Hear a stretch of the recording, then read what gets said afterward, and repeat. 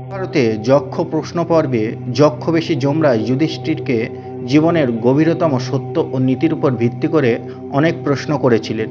যেমন পৃথিবীর চেয়ে ভারী কি, আকাশের চেয়ে উঁচু কি, বাতাসের চেয়ে দ্রুত কি, কোন জিনিস ত্যাগ করলে দুঃখ থাকে না, কোন জিনিস ত্যাগ করলে ধনী হওয়া যায়, ইত্যাদি।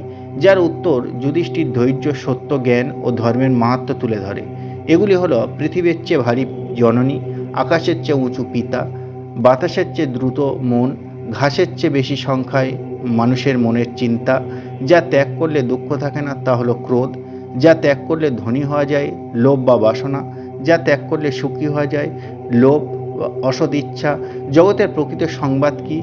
এই জগতের অজ্ঞানে পূর্ণ, যা এক বিশাল হাঁড়ির মতো। সূর্য আগুন দিন রাত জ্বালিয়ে মাস ও ঋতু কঠোরে হতে সহায়তা করে। সময় সেই রাঁধুনি যে সব কিছু রান্না করেছে। এটিই পৃথিবীর সত্য ও নশ্বর। সবচেয়ে মূল্যবান সম্পদ হলো জ্ঞান, সবচেয়ে বড় সুখ হলো সন্তুষ্টি। এই প্রশ্নগুলির মাধ্যমে যুধিষ্ঠির তার জ্ঞান, ধর্মপরায়ণতার পরিচয় দেয়, যাতে যক্ষ বা ধর্মরাজ মুগ্ধ হয়ে তার ভাইদের জীবন ফিরিয়ে দেয়।